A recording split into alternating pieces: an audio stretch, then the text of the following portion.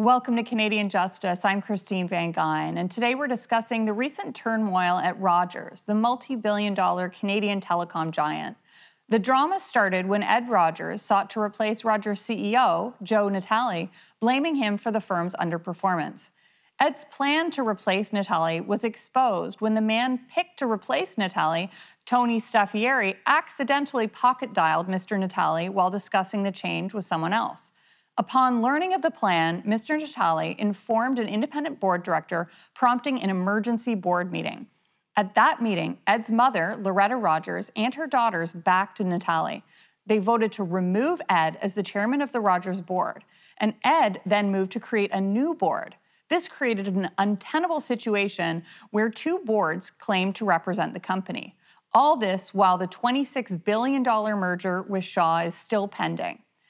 Ed Rogers filed suit in British Columbia, and the BC court ended up siding with Ed, finding that he had the power to reconstitute the board of directors. The company has said it will not appeal. And now, Joe Natale is out and Tony Staffieri is in as temporary CEO. Here today to discuss the family civil war are two legal experts, David Milosevic and Michael Benetti. Thank you both so much for joining me today. Now, David, that was my brief summary of the story, but of course there's a lot more going on. Is there anything that you'd like to add to the background of the case for our viewers? I think you've got it all there, Christine. I think the real background is, why did this happen when it happened? And it appears to be that Ed Rogers was not happy with Joe Natale in the lead up to this Shaw acquisition or merger, and wanted to replace him with his own choice of CEO. So that seems to have informed the background, and that's what we know. So, Michael, same question. Is there anything that you want to add to the background of this case? And actually, where do things stand now? I think there's an interesting family component to it. That's not really a legal one that seemed to bubble to the surface. Where things stand now is Mr. Natale is out and Mr. Staffieri's in, and basically everybody's prognostication about Ed Rogers being able to do this has come true.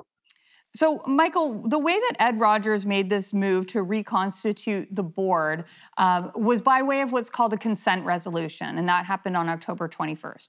That was the case that the BC court was asked to determine whether that consent resolution was valid. Can you explain what arguments were made in court about why it wasn't valid? So the interesting thing about that case is, I mean, there's a general rule where if you're the majority shareholder or control a majority of the votes, you generally have the power to dictate how a company is going to be run. In this case, just to interrupt, in this case, it was a family trust that Ed controlled that was the majority shareholder, right? Correct. And they control a majority of the shares that can vote. What most people don't know about this company is it has a dual class structure. So the shares that you and I may own in mutual funds or whatnot are Class B shares. They have no votes. The Rogers Family Trust controls all the votes, all the class of shares that have a vote. So really what was at issue is, can that class of shareholder that doesn't have the value of the company in it, can he, with the stroke of a pen, essentially change these directors? And that's what the judge said that he could do. I mean, you were asking about the consent resolution. This all started with something that they called an ordinary resolution, and that's the stroke of a pen. Can he do that? And ultimately, the judge said in a very long decision that he could. Now, David, another nub of the case was whether the company's articles, whether those required a full shareholder meeting in order to reconstitute the board, rather than just the consent resolution. And a lot of that was informed by this document that was disclosed relating to Rogers' founder, Ed's father, Ted, his wishes. These wishes were outlined in a document. What can you tell us about that? Sure. So the basic issue about whether Ed could do this is contained in the articles, in Article 3.4 of the Rogers articles. And that says that you can change, remove, or replace directors using an ordinary resolution. So that was clear. Then the issue arose, well, what is an ordinary resolution? It's not defined in the articles. So the court had to look at the British Columbia Corporations Act to see, okay, so what is an ordinary resolution? How can you do this? And that was the interpretative exercise by the court. The family, Loretta... David, we've actually got to go to commercial break, but I want to let you finish when we come back. We will be right back. Certainly.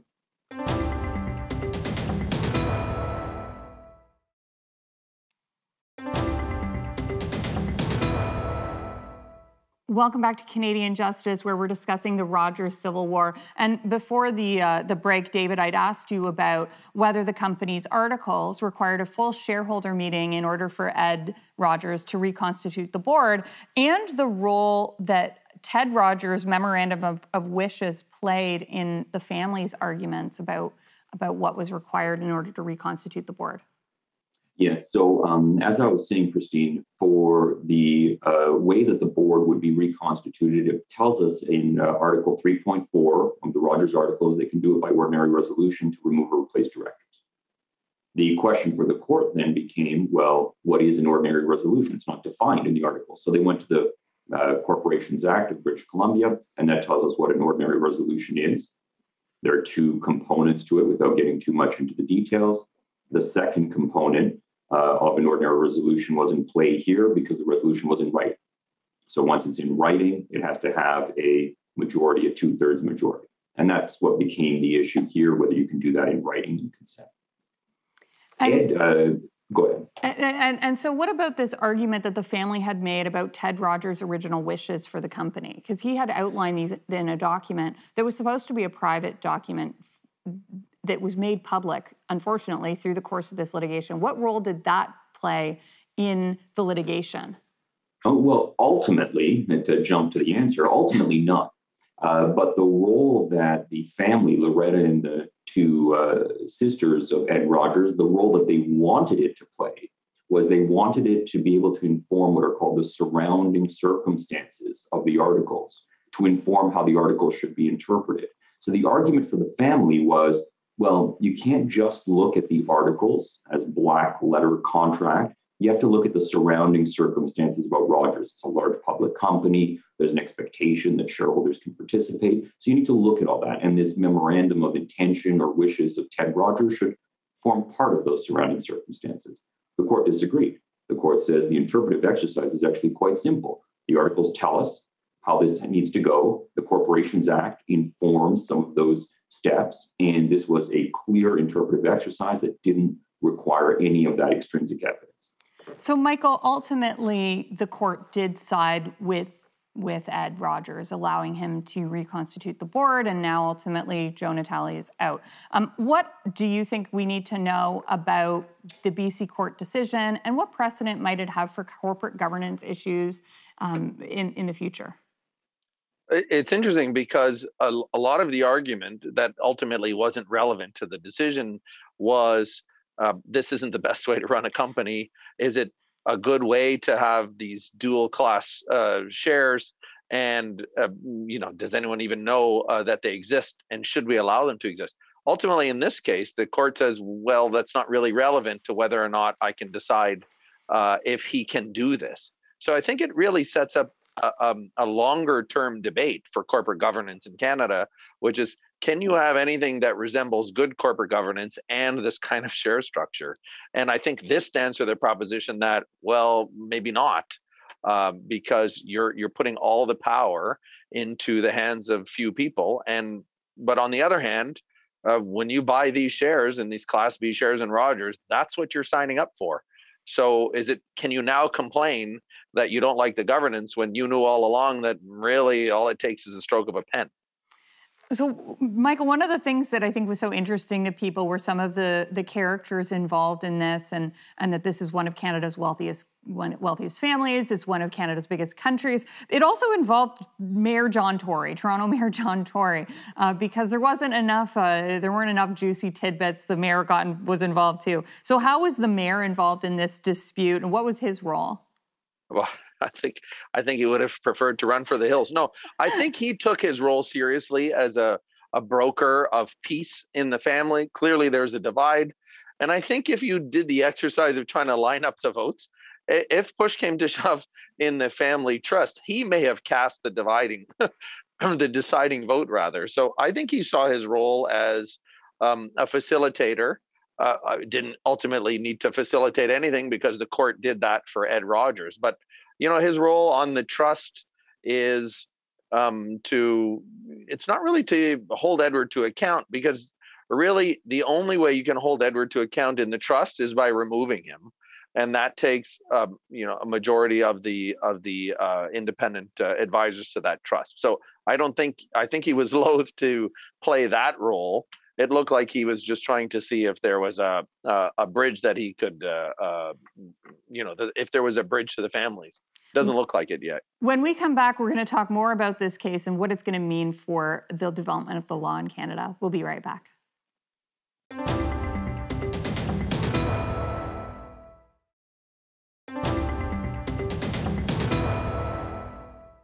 Welcome back to Canadian Justice, where we're discussing the Rogers Civil War. Now, David, a lot of this drama has been playing out in public. Can you describe some of the public comments that have been involved, some of the people who have been involved in the public comments, and whether this level of publicity is unusual in a corporate governance dispute like this? Well, it's certainly unusual, Christine, and we're talking about it today, and we've seen the amount of media coverage it's received. I'd like to take a step back, because I think the reason that it's become of so much interest is it brings in a few strands of groups that are interested in this issue. On one level, you have just the gossip involving one of Canada's richest families. In the second level, you have lawyers who are interested in this issue as a corporate governance issue. It brings up a lot of relevant issues going in the future for a large corporation. And then you have the pure corporate governance theoretical issues that are implicated in what Michael was referring to with this dual class structure. So there are these groups that are all interested in what's happening here, which has led to the kind of attention the situation is getting, not to mention that it's occurring in the context of a major transaction. Now, Michael, the case was brought in British Columbia. Can you explain to our viewers why it was brought in British Columbia? When most people think of Rogers, they think of Toronto. Why was it brought in BC? Is there a reason for that? And do you think that there are any parts of BC law that might have resulted in making it a more favorable jurisdiction for Ed?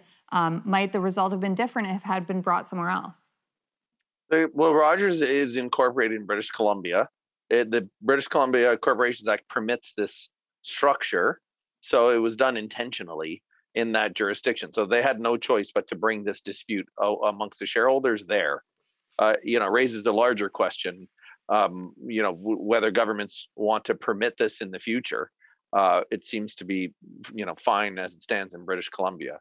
I don't know how, if a company of this size could ever transition to that anymore after these family dynasty led companies go by the wayside. I mean, the Shaws are about to be acquired by Rogers. So there's not very many left of this size that could benefit from that kind of structure. Now, Michael, one of the things that's a little bit awkward about the case is that the family is still all a part of that family trust.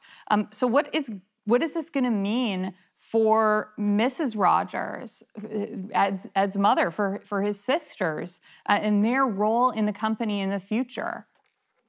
Well, they have a role in the trust. They have no role in the company. And really the way the trust is set up is unless you get 2/3 of that advisory committee to remove Ed, he can do what he wants, essentially. I know it's tough to swallow sometimes. So other than, reading, speaking of voyeuristic, other than reading the interesting tweets, there's not much they can do. Now, the idea that Ed can do what he wants, this I think makes a lot of shareholders perhaps uncomfortable. So what do you think this means for shareholders, David? And what lessons might the company or other companies learn about corporate practices from what happened here? Well, this is the interesting theoretical issue, Christine. Should we allow these types of structures? There's a lot of debate. Those who believe in shareholder democracy and the ability of shareholders to control major corporate decisions, they are definitely nervous at a decision like this that gives one person with the stroke of a pen the ability to control a $26 billion company, 33rd largest company in Canada, I think it is. So some people are quite nervous about that. This issue of single shareholders controlling corporations by controlling their voting shares has arisen a lot in the US. Snapchat was listed, I think in 2017. It was the first company that was listed where the founding shareholder controlled all the voting shares. Some exchanges then moved to make that practice illegal. They wouldn't list the shares of companies where voting control was in the hands of founders. That's what we have here. And I think it's brought to light the fact that this is occurring in a company where we wouldn't have expected it. Rogers. It's actually controlled essentially by one person. And that has brought that to light. Now, whether that's a good thing or a bad thing, economically efficient or inefficient, that's an interesting theoretical debate. I tend to come down on the side of being less concerned about it.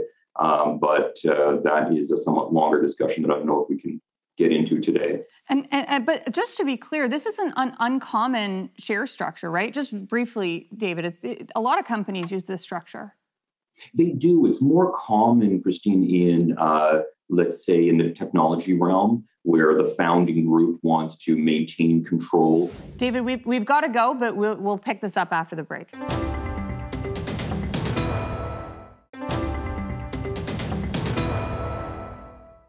Welcome back to Canadian Justice, where we're discussing the Rogers Civil War. Now, Michael, this was all taking place while the merger with Shaw has been pending. So what impact is this disruption had on the share prices of Rogers? What impact is it having on the merger with Shaw, on the chances of that merger getting approved, things like that? So it's full steam ahead on the reviews of the Shaw merger. There's more than one regulator. You've got the Competition Bureau, got the CRTC, Industry Canada, to a certain extent. It may involve a political approval. So that's going ahead. It had the risk of being derailed, but that seems to be off the table now. So that seems to be going ahead. Share price seemed to have an impact in the short term, but both Rogers and Shaw say this is a good deal for them. And if they can get over those regulatory approvals, which I think now are going to happen in the second half of next year instead of the first half, then that merger very, very well may be approved. So, David, we were talking in the last segment a bit about the share structure that Rogers uses, these dual shares where the company's voting shares are mostly controlled by a family trust, and then they're the Class B non-voting shares.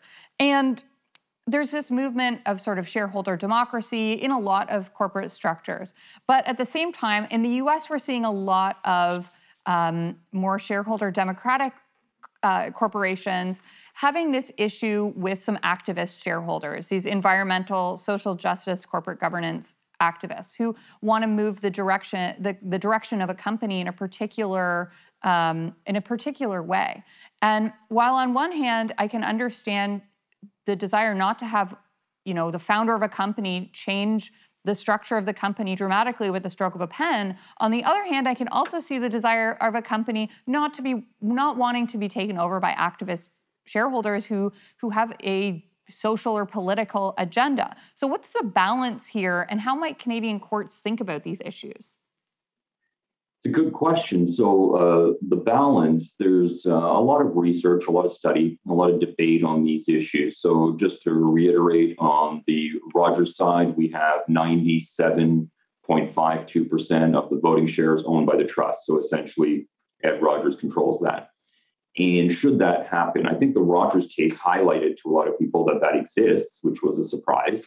But should that exist? Is that a positive or negative thing?